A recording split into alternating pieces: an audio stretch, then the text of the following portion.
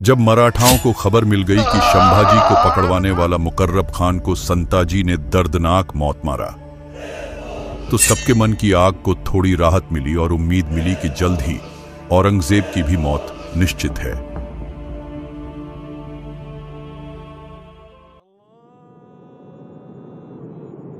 पहले शिवाजी, फिर संभाजी और अब ये संताजी और धनाजी, न जाने अभी कितने और उसके जैसे हैं। या अल्लाह रहम कर कहीं ऐसा न हो आपकी बनाई दुनिया को मैं तबाह करने पर मजबूर हो जाऊं। आलमगीर, मुझे तो अब डर लग रहा है कहीं हम लोगों की कब्र इधर दक्कन में ही न बन जाए। इन मराठाओं को छोड़ो, वापस चलते हैं दिल्ली। औरंगजेब गुस्से से लाल हो जाता है, उस मंत्री के पास जाता है, गुस्से में अपनी तलवार से उसकी गर्दन काट देता है। उसके बाद गुस्से में औरंग अपने सिपाही को आदेश देता है कि बंधी बने हुए रानी येसुबाई और उसके 12 साल का पुत्र शाहू जी को पेश करे।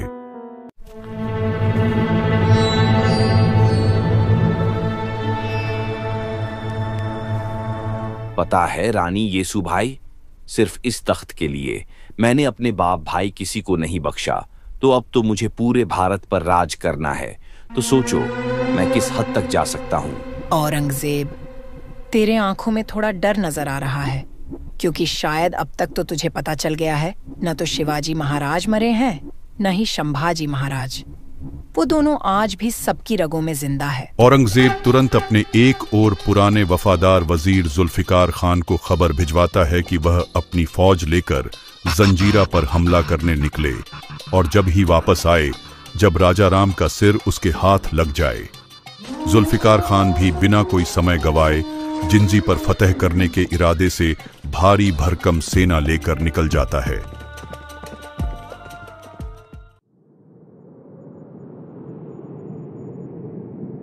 भाभी माँ, दादी और शाहू जी की मुझे चिंता सता रही है।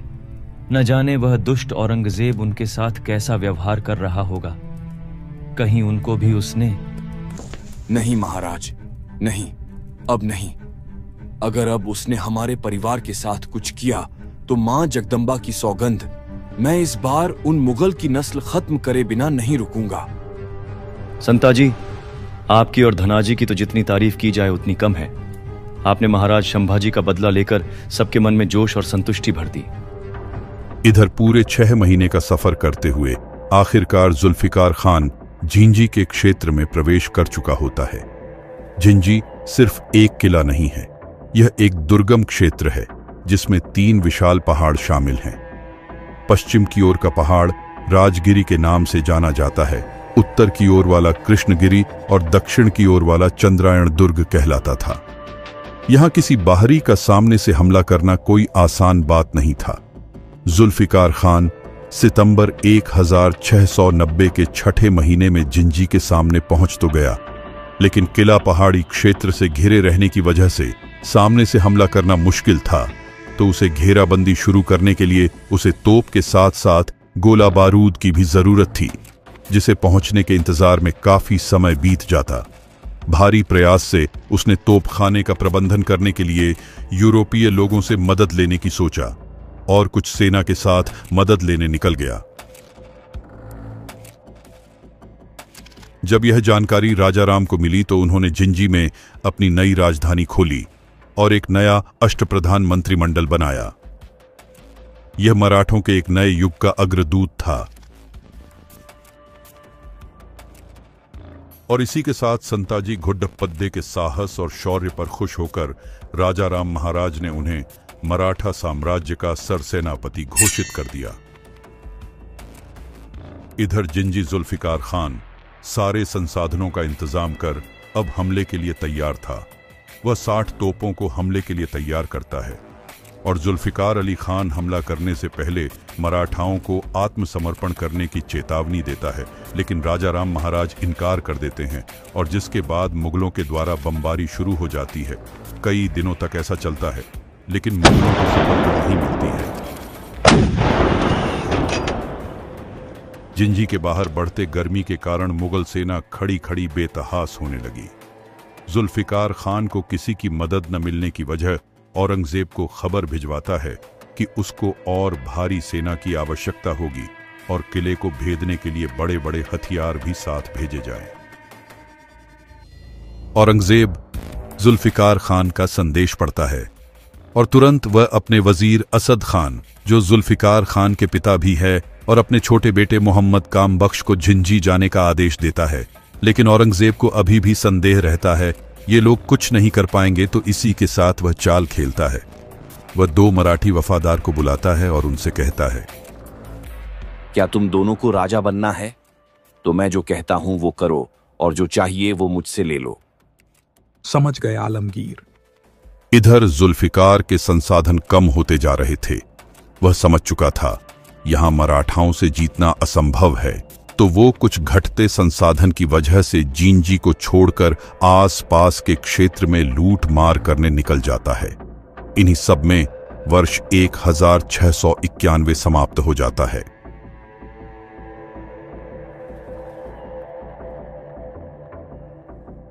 नागोजी, आप पहले अपने लोगों को छोड़कर मुगलों की सेवा क्यों कर रहे थे? थोड़ी से भी शर्म नहीं आई? माफ कीजिएगा महाराज, हम राह भटक गए थे, लालच में आ गए थे, पर अब पूरी निष्ठा से हम अपने स्वराज्य की सेवा करेंगे। पिताजी, महाराज और भैया का सपना मैं जरूर पूरा करूंगा। अपने पिताजी की ही तरह सबको एक साथ लेकर चलूंगा। संताजी और धनाजी 30,000 सेना के साथ महाराष्ट्र से निकल चुके होंगे। वह दोनों जितनी जल्दी आ जाए हमारे लिए उतना बेहतर है। जिंजी के बाहर असद खान की मदद आ चुकी थी, इसलिए जुल्फिकार खान ने 1692 की शुरुआत में फिर से घेराबंदी का काम शुरू किया। उस समय मराठों के किले पर हमलावरों ने तोपों की फिर से भारी बौछार शुरू कर दी थी। कुछ महीने ऐसे ही बीतने के बाद बारिश का मौसम शुरू हो गया। पूरा देश जलमग्न हो गया, जिसकी वजह से मुगल फिर परेशान होने लगे। जैसे ही बारिश खत्म हुई और मुगलों ने फिर से घेराबंदी की कार्रवाई शुरू की, तब तक महाराष्ट्र से संताजी और धनाजी 30,000 सेना के साथ आए और रास्ते में मुगलों की बनी हुई चौकी पर टूट पड़े।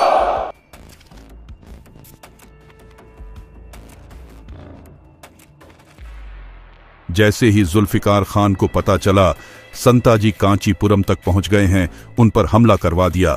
लेकिन संताजी ने उनकी सेना को पूरी तरह से नष्ट कर दिया और कई सारे मुगल थानेदार और सैनिकों को पकड़कर उन्हें झिंझी ले गए। अब क्योंकि मराठा सेनाओं ने मुगलों पर बाहर से हमला किया था, तो जुल्फिकार खान पूरी तरह से हार से निराश हो गया था। लेकिन अब वह वापस भी नहीं जा सकता था, क्योंकि औरंगजेब ने उसे साफ कह दिया था, या तो मारकर आना या मरकर। तभी 1693 के शुरुआत में जुल्फिकार खान अपने पिता असद खान के कहने पर राजा राम से सुलह करने की योजना बनाता है। ये सुलह इसीलिए क्योंकि उसके पिता असद खान की योजना दक्षिण में अब समाप्त हो चुके आदिल शाह और कुतुब शाह राज्यों की ही तरह अपने लिए एक क्षेत्र बनाने की थी।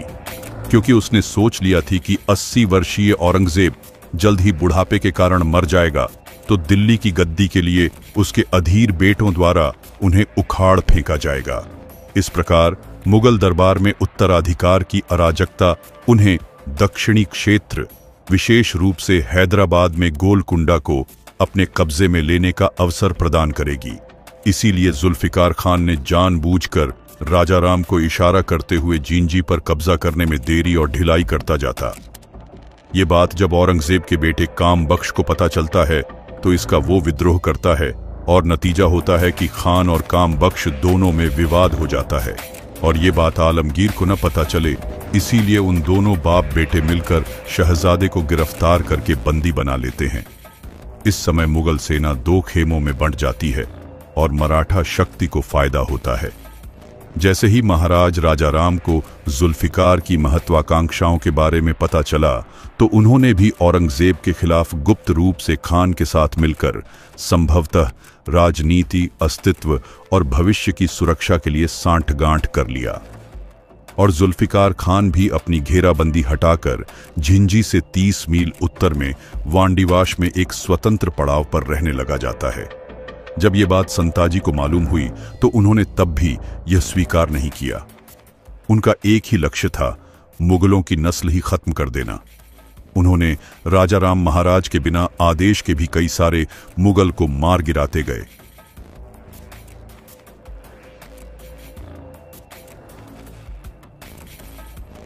संताजी शुरू से ही कठोर सैन्य अनुशासनवादी और स्वराज्य के कट्टर भक्त थे, जबकि धनाजी का स्वभाव थोड़ा ढीला और टाल मटोल करने वाला था। संताजी शिवाजी महाराज द्वारा निर्धारित अनुशासनात्मक नियमों का पालन करते थे। संताजी का व्यवहार हमेशा विवेकपूर्ण तो था, लेकिन कई विषयों में कठोर और सख्त भी होता था।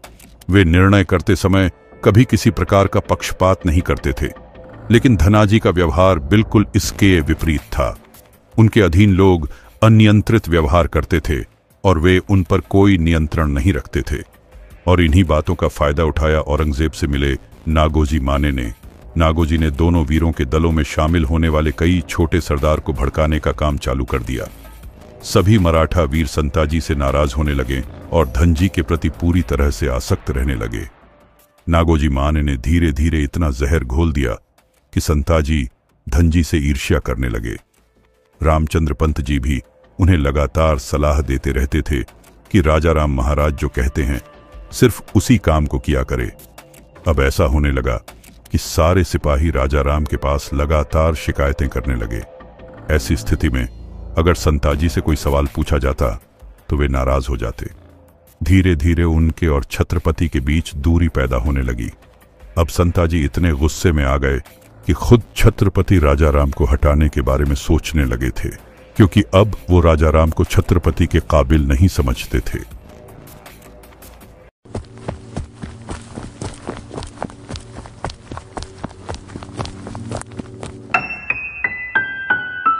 राजा राम धीरे से पत्र खोलते हैं। जैसे जैसे वे पढ़ते हैं उनका चेहरा गंभीर होता जाता है।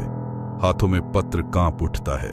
वे धीरे धीरे अपना सिर उठाते हैं और बोलते हैं, मेरी रानी, मेरा परिवार, वे विशालगढ़ में हैं।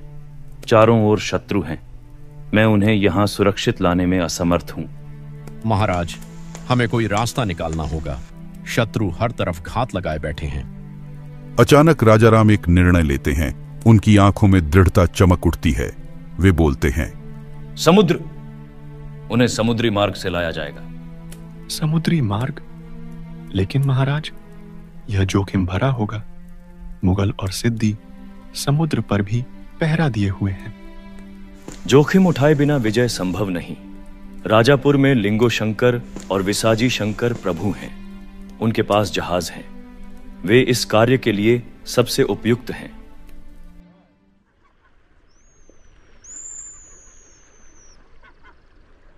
साहूकार लिंगो जी, यह पत्र जींजी से आया है। महाराज राजा राम ने आपको एक महत्वपूर्ण कार्य सौंपा है। लिंगो शंकर पत्र को पढ़ते हैं। उनके चेहरे पर आश्चर्य और चिंता का भाव उभरता है। वे विसाजी शंकर की ओर देखते हैं।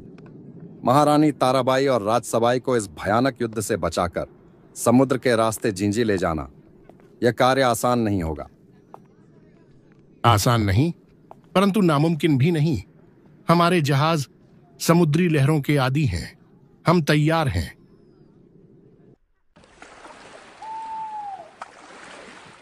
रात का अंधेरा में विशालगढ़ के गुप्त घाट पर महारानी ताराबाई और राजसबाई मराठा सैनिकों के साथ छिपकर खड़ी हैं। उनके चेहरे पर चिंता के भाव हैं। दूर से मशालों की रोशनी दिखाई दे रही है।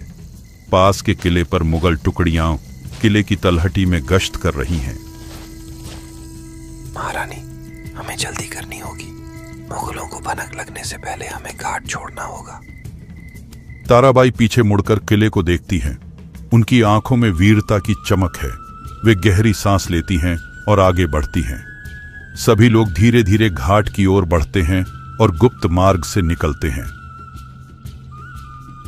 जैसे ही वे कोंकण के जंगलों में प्रवेश करते हैं, पीछे मुगलों की आवाजें सुनाई देने लगती हैं।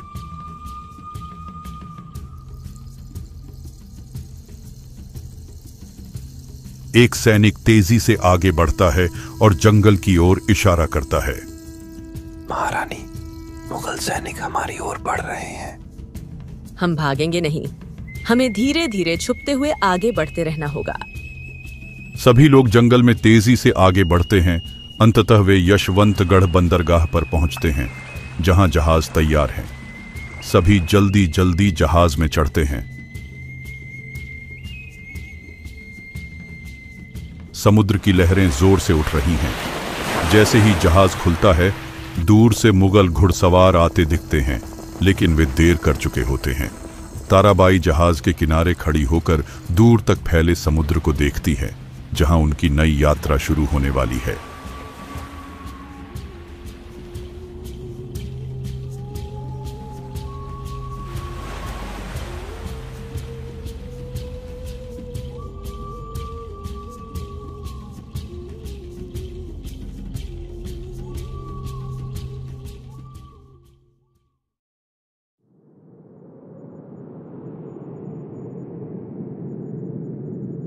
यह यात्रा कठिन थी, लेकिन हमें अभी भी जींजी तक पहुंचना है।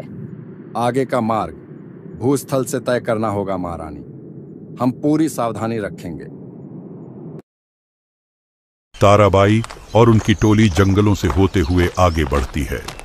अंततः कई महीनों की कठिन यात्रा के बाद 1694 के अंत में ताराबाई और राजसबाई सुरक्षित रूप से जींजी पहुंचती हैं।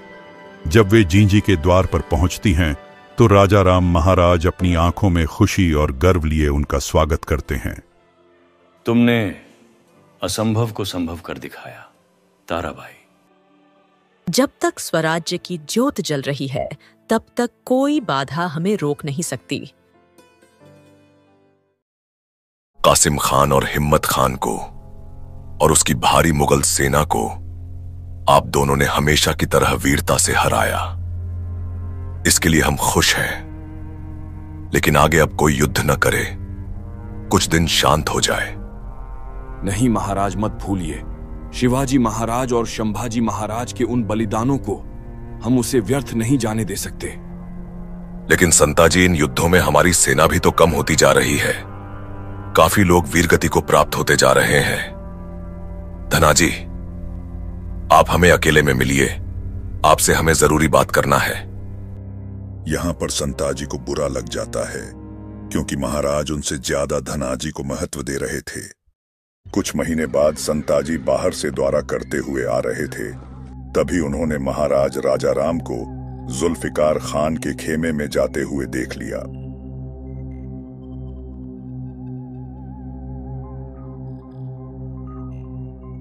महाराज, आप उस दुष्ट जुल्फिकार खान के पास क्या कर रहे थे? तो अब मैं समझा, इसीलिए आप बार बार मुझे उनके खिलाफ युद्ध करने से रोक रहे थे। आपको बिल्कुल शर्म नहीं आ रही है? संताजी, आप ज्यादा बोल रहे हैं। मैं सिर्फ वहां शांति प्रस्ताव के विषय में गया था। क्षमा महाराज, लेकिन आज आप मेरी सुने। आप सब भले मेरा साथ दे या न दे, मैं अकेले उन मुगलों को खत्म कर दूंगा। मई 1696 के अंत में दरबार में विवाद होने के बाद संताजी 20 से 25 हजार सैनिकों की अपनी बड़ी सेना के साथ जिंजी से बाहर निकल गए। महाराज राजा राम को चिंता सताने लगी कि गुस्से में गए सेनापति के साथ इतनी बड़ी सेना अनुचित युद्ध में वीरगति को न प्राप्त हो जाए। सबसे पहले उन्होंने शीघ्र ही घोषित किया कि अब से धनाजी जाधव उच्च सेनापति हैं। उन्हें रोकने के लिए वह खुद और धनाजी जाधव, अमृतराव निम्बालकर, हनुमंतराव घोरपड़े आदि मराठा सरदारों के साथ जिंजी से बाहर निकल आए और संताजी का पीछा करने लगे। पीछा करते करते वे लोग 9 जून 1696 में कांची शहर में संताजी और उनके सेना के समक्ष खड़े हो गए। बहुत समझाने पर भी संताजी अपनी बात पर अड़े रहे और युद्ध उनके बीच युद्ध चालू हो गया। इस युद्ध में नागोजी माने के साले अमृतराव निम्बालकर धनाजी की ओर से लड़ते हुए हाथी के पैरों द्वारा कुचलकर गलती से मारे गए। इस घटना के बाद राजा राम महाराज और बचे हुए लोग वापस चले गए और धनाजी और उनके साथ नागोजी माने कुछ दिन के लिए महाराष्ट्र चले गए। और उसी दिन इधर जिंजी में महारानी ताराबाई ने एक पुत्र को जन्म दिया, जिसका नाम शिवाजी द्वितीय रखा गया।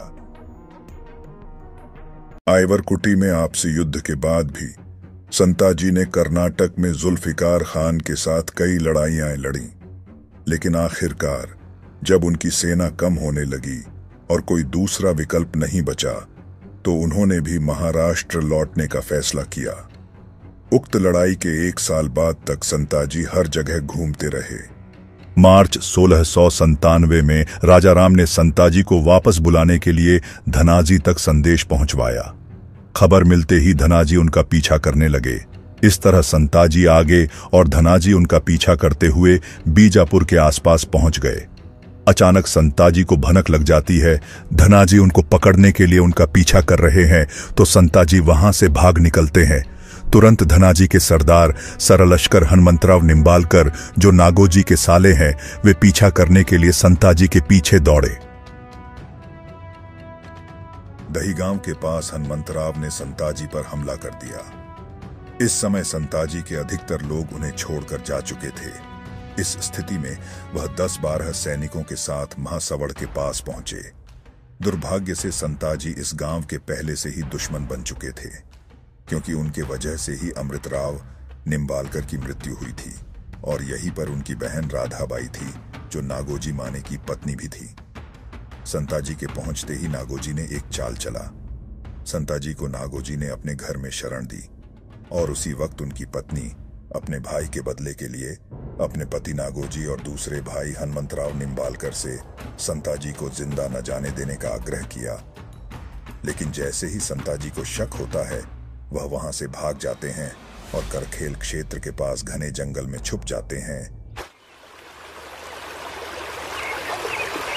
संताजी लगातार भागते भागते अब थक चुके हैं। वह थके अपनी जान बचाने के लिए नहीं, वह अपने लोगों से धोखा खा खा कर थक चुके थे।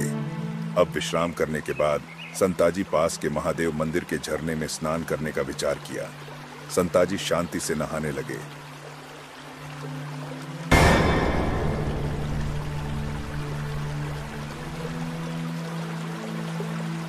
अचानक नागोजी आगे आए और उनका सिर धोखे से काट दिया।